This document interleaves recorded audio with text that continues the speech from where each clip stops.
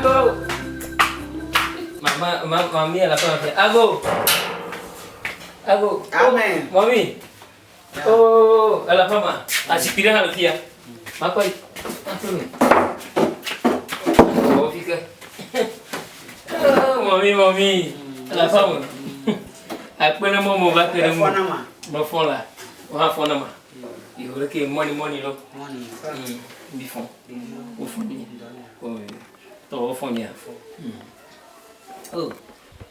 Ni malah phone ke jio lo. Aku apa nengwa wa makuna brena. Yo mai bon dia ba. Lava bio pa pedang le. Ini bangka nyanyi tua driver menyo. Driver ganda kamanyo. O makuna bu. O mami makuna bu to. Nya bu pupure deja. Wa ma shama blone hoy. Donc on kuna ma jesimo. On a pour mo gadi jere ka kwa. Driver ga e ko na mi. Ka on ko de. On ko nyem to nya BEDZO. BEDZO. Kaka le pupu nya puta. Nya to kata no yo driver banza. Puis les chers de mon dos à me titi de vie. Driver banza pour avoir yeah.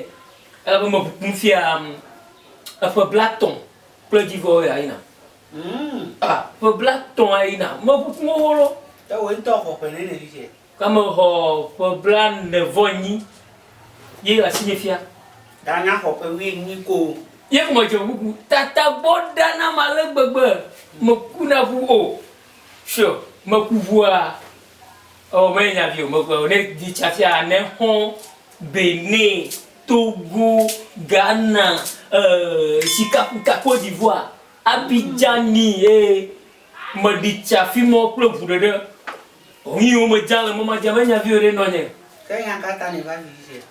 Sounya ne ba me pauvre pour la chose et ne ga prendre pour na moha, me sena encore.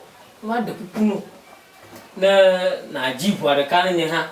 Ne de ye le gana ma, ne plus ma adodina ma kuno. Ne be ako ho na ma ku ha fa nya ku jimala na ma ku no lo mami yo aweso yo ka du gbogbo ya mo no kan ku fie ne kan gbogbo e ku bule kwa bo de ka pe me shi aso na le to pe ya de que me tia sinyo ga ma ka ta o ja nyen to ha me dina ba bu na shi wala ba ma ku na bulo aponya amakuna bu tana ma pouvoiir na ma voix ne ye yo fle na ma ne de consia de katutu quoi kaka ma ka to ko ba be na pose ka nya ga ba yes ame adre be ku bu na terre de ka me flopper o ka pour le carré de wa to de ma pune lo oh vous ma pune cho ne pleure pour vito oh j'ai signé un nuit oh so moi blago non ni pas blago na fu la kele o va be ma blago nei alo ma di e ko de nai de sia ne ya de te pe bu ko sale ke me pete ko burika pe me ni da si o me fifi o a ko buta ya dole ko ma ko ba daran esti adole wa ko ba daran ya o vanyi mama oti go were ma plebu nei epo mama oti enya kejo wa wa ma jesu wo mu de che to fi ale ya to bi to do melo e ko kono bo ku le moji epo bo na pa lo bo pa mo una de kele moji po awenya mary ne blamari bien l'ancêtre nyeto nyema ma ho bo nonsense ko ma ko wo nonsense ko le ko ku nonsense ka la ti o nonsense elo alo kai la ti o e ko ma blona ma nonsense nyanto ma abuku bana fika le no le bon fi ne me ko fion na po ko imo ko ya no le bon fi anto ne me ko fion ka pa ka o le fi o fi le dia le povito bo police o bo ho o nonsense le police o bo allo wa boda fia se o wa fi o la si o mami mo de nyane e fia ho mo do are nye majina ba mo de kunu ku ofoforo tane nya mo bona mo le mo ku bona liri Atenye kokulo, alo bon, alo ha. Nka que le modi comme be adabla video. Non valofma. Kaba, ama do da modi. Ma klana mo kata no modi, amwana vo. Na vuna vai. Atel moto di, atenye vu, me jora lo audio. Alo wa magboton to akuna be wa tumo ko mo buju kaba. Na nye driver banzan to ko valofma. O mandou mara kaba. Ma klo rapianto. Que driver banzala de e commenter. Cho mami yo kuna wasaka. Driver banzane vuku la nuit to. Driver kene kuna correct. Driver banza. Me pe bla to mama nanye magbro nya blo wa. Me wa accident me kwa foku aba bla ton wa shekepe ku. A foku ya rek me kwa bla ton wa shekepe ku. Me subolo me de bla den ton bla ton wa sheke. Avu hama ko kwa foku anu aba bla vov ma wene. Avu kata me kwa bla vov. Bla vov mama. Oh. Adu le ndore. Galu mo na me fuka kwa na me pofu le moji ko be na me gbe ni nyai le ka me lo ya nyai kwa re. No ta ba kwa. Bona ma bia ko isi le kan. Bien fait. Bien. We am make fa ko ni fi se ma ko na yi. Me de ma bia be ni. O le un fifia, o le un wa. Hein? O le un fifia mi ba le yan ko to na mo. Mano domore. Mano domore malami. O vifia mano domo. Na me le me. Mais moi le besoin. Ndo kutu o azan. Ye ko me le dia ya ko fona papa mo to gan. Na ko fona ba aya fa fini lo ma. Ye me va donner non. Je me donne le boîtier, je m'envoie quoi.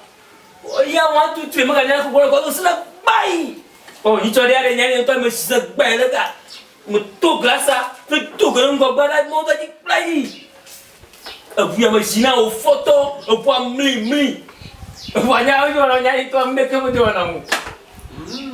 je vais une côté à fille, je vais boire, il y a un london, et vous voyez un london, mais il y a un london mourir. Il me log à quoi tu as le gars. Il me dit on va nous bijoux.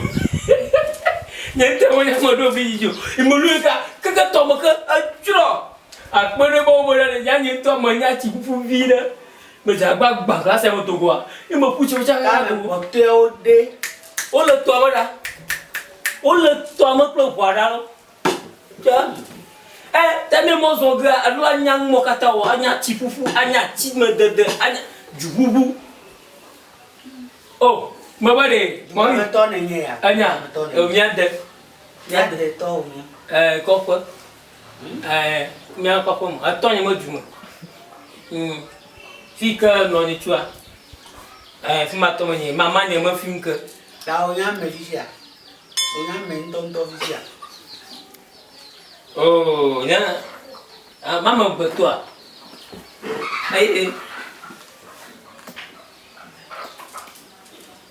Betul ko mwenye mami. Foto mesenya. Betul ko mwenye. Ta be chum. Abu tawo chum wa. Enya gbogbo ya o poro kaka o yo ko to kuri. Abu ta be chum. Yo anyo. Voye ga. Abu bo ran se alo ma ti ko ko re. Abo akpe. Va ga von lo. Oh, enya o te yo ko to kuri bo ni ta ma ple na. Va ma kan ju wa bu ani mo ko ya. Oh, ni ma ga was det re ko akpi wa ni black derrière. Yo, merci. Non, ta into me jino.